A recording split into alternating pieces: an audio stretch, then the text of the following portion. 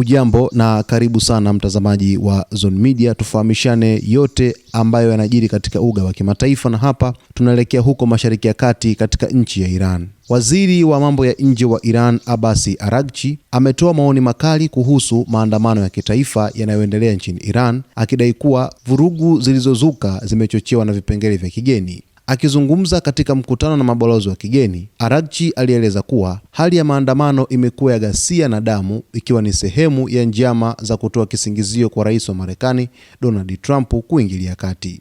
Araghchi alisema kuwa ingawa vurugu ziliongezeka mwishoni mwa juma, hali sasa iko chini ya udhibiti na maandamano yamegeuka kuwa vita vya kigaidi dhidi ya taifa la Iran.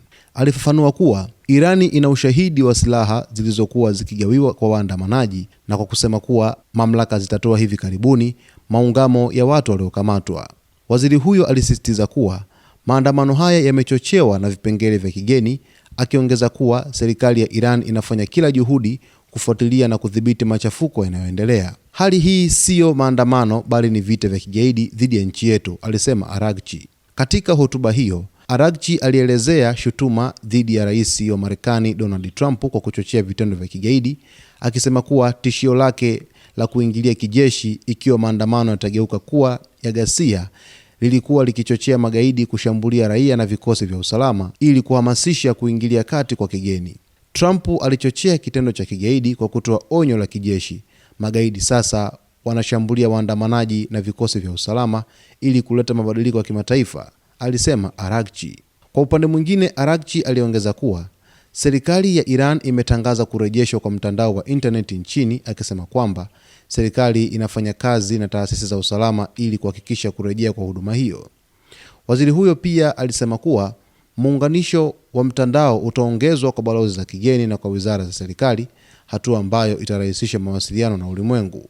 Tuko tayari kwa vita, lakini pia kwa mazungumzo, alieleza Araghchi, akisisitiza kuwa Iran iko tayari kujadiliana na jamii ya kimataifa licha ya kushikilia msimamo wake kuhusu usalama wa taifa.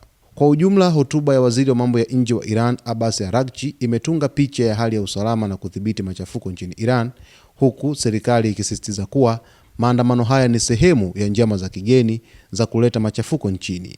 Araghchi alitolea wito kwa ushirikiano wa kimataifa, huku akisisitiza kuwa Iran haitakubali vitendo vya kigaidi na haitavumilia vitisho vya kijeshi kutoka kwa Marekani. Huku mvutano ukiendelea kushika kasi katika ukanda wa Mashariki ya Kati, hatimaye waziri wa mambo ya nje wa Iran Abbas Araghchi anakuja sasa na kueleza wazi hali halisi ya maandamano hayo, na kueleza kwamba Iran iko tayari kwa vita, lakini pia kwa mazungumzo, kwa kusema kwamba kwa hali yoyote ile basi wako tayari kukabiliana nayo kama taifa ambalo linataka amani kwa watu wake, lakini amani kwa ulimwengu mzima, hata kwa ukanda wa Mashariki ya Kati kwa ujumla.